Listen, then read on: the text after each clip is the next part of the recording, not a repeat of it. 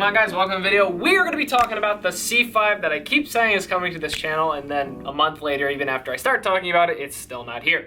That's going to be a little bit later in the video, but right now, what we're going to talk about, I just wanted to give an epilogue, I guess might be the right word here, to the C5 Z06 with the rebuilt title that I almost bought a couple weeks ago. If you haven't seen that video, I'll link it here if you want to come see it, just to get you up to speed. But basically what ended up happening was I purchased a car, a week, like 3 weeks ahead of time when I was going to pick it up. It was like a week before I was going to Europe to film Rob Freddy's Adventure Drives, and I had a buddy's friend go check out the car that was in where the dealership was. And from what he told me, the car was clean, and there was one body panel that was misaligned on the car, and that was all I was told was physically wrong with the car, and everything else from the dealer I was told the car was clean. Well, needless to say, when I got there, the car was not as advertised. That was the whole point of the video. But there were a couple things I said that were, they weren't 100%, worded correctly, I think is the best way to put it. Not 100% incorrect, they just weren't worded correctly, and I'm sure people got the wrong impression. And anyway, let me just give a little bit of explanation on that car that I didn't give in the previous video. One of the things I don't think I made clear in the last video was that car was a wrecked rebuild title car. Like, I knew that coming into the sale. Like, it was advertised that way originally on the cars for sale ad. It was listed like that on their website of the dealership. I knew it was a rebuilt title car. And that was one of my big points for negotiation with the price, was it was a rebuilt title car. It kind of had an unknown history, and the dealers didn't know a ton about it either. Upon seeing it, there was more to that than, just, me saying that. And that was of course, one of the reasons I didn't end up picking it up. You can watch that video, you can see all the things that I found that were wrong with the car upon driving it and seeing it in person. But, that was one of my points of negotiation. They didn't, I didn't get there and they'd be like, hey, by the way, it's a rebuilt title car, but it's okay, no, I knew that coming into the car, it was not a clean title car. And the other thing I didn't make clear in the previous video was the dealers did try to make it right. I know the owner of the dealership, I have his phone number, we still talk. He's a good guy. They're good people there. It's just at the end of the day, what they saw the car to be was not what I saw it to be, and then heads butted, like the rest is history. But either way, they are good people, and I have talked to them, and they did try to make it right upon me getting there and seeing the car and voicing my concerns. After I test drove the car, I talked to the dealer there, and I also talked to the dealer that wasn't there, on the lot, because he was out. I told him, I was like, listen, this is not what you advertised. There's a lot more wrong with this car than, was originally told and let on. They offered to pay for a tune for the car. They offered to pay for some of the things that were wrong with the car. Like I talked about, the turn signals just magically stopped working. The dash pieces were kind of, messed up and whatnot. And I told them, if I buy this car today, I'm going to give you a number of how much I think is fair that you guys would have to pay me to get it fixed, or whatever the case is. And, they were willing to do that. At the end of the day, the reason I chose not to take that car home, and I asked for the refund for the car, and thankfully, the dealership, they did give me all my money back. That was very nice of them, it was very kind of them.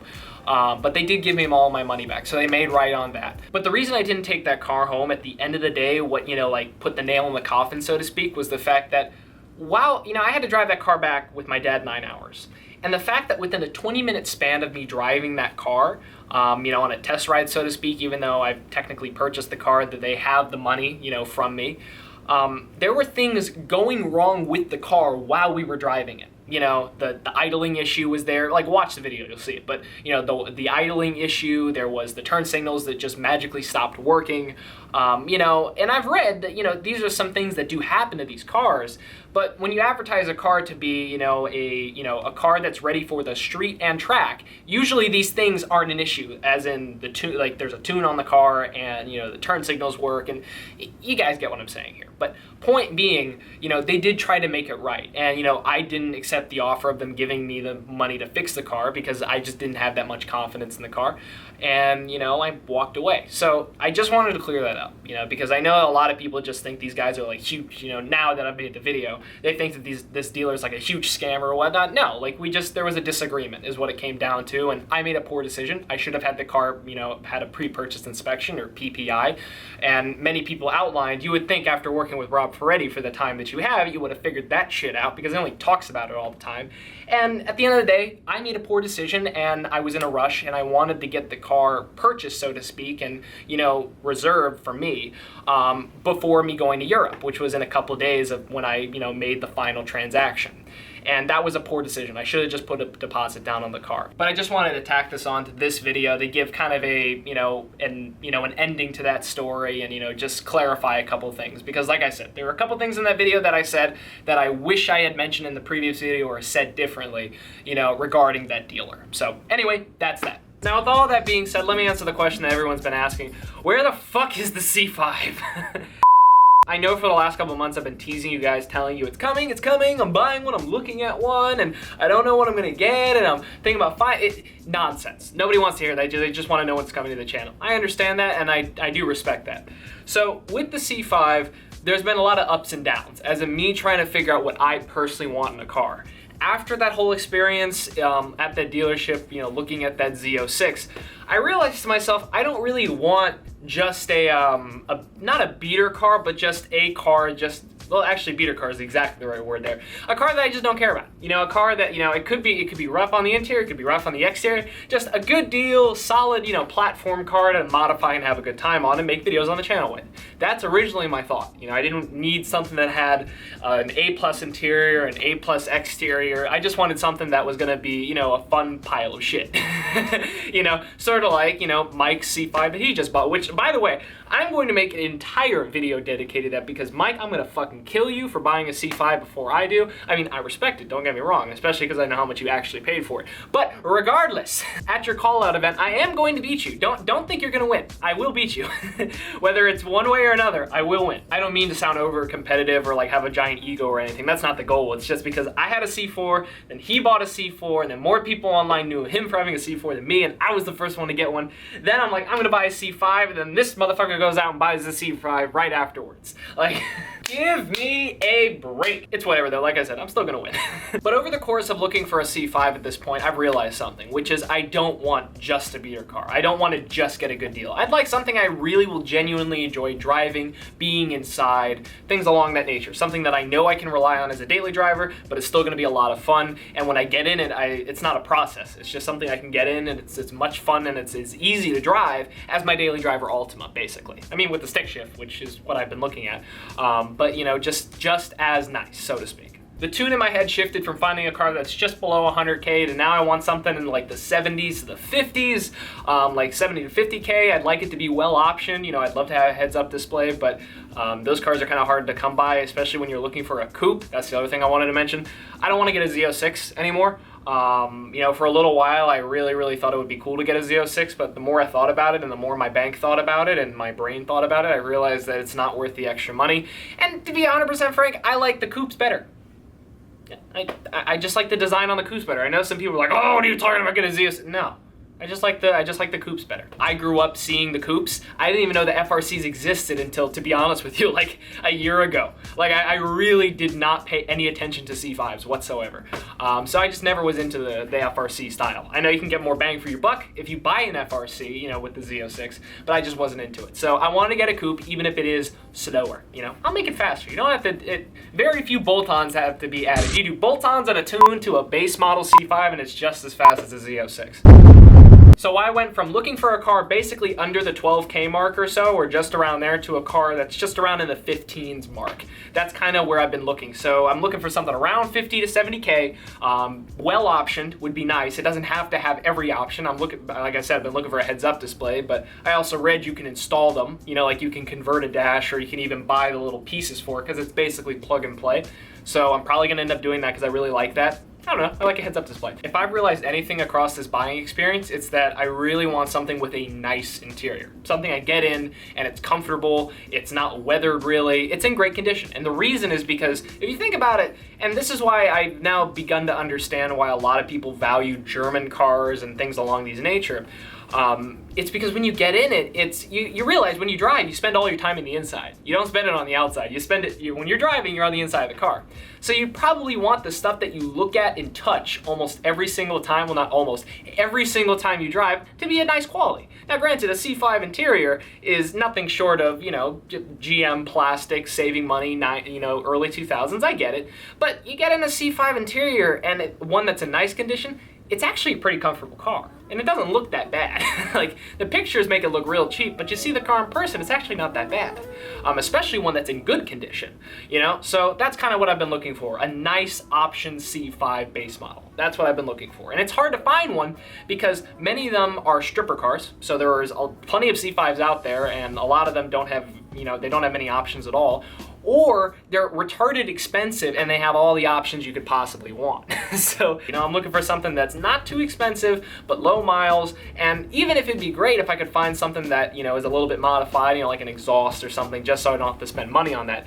And luckily for me, every single C5, for the most part, that I've seen that has been of value or something that I'd consider purchasing and spending my money on, all of them are modified. Like every single one I've driven, I've been to a bunch of dealerships, by the way, I didn't mention that, but I've test driven a bunch of C5s. I've test driven an FRC, I test drove a Z06, I test drove a base model coupe, I test drove a base coupe automatic, which by the way, like I said, it was a lot of fun, I couldn't believe it. I drove another one afterwards later, and it wasn't nearly as fun as the first time, which is what I figured, so I'm gonna end up getting a stick shift. But that, seriously, I mean, I really wanted to figure out what I wanted, what I would really enjoy driving. And the biggest kick in the nuts about all of that is the fact that I've been searching for a while. It's been basically now like 3 weeks of just searching for the one that I really want. And like I said, I've looked at many in person, you know, and I haven't been real excited. But one I found recently that I was very excited to go look at, 50,000 miles, you know, the price was right, you know, it was the blue that Rob had, you know, when he first got his car, like that dark blue, like probably one of the nicest colors that was offered for, you know, the C5 back in the day. And it was, you know, it wasn't very well optioned, but, you know, it was enough for me. Like, I didn't need anything special, just I wanted some nice options.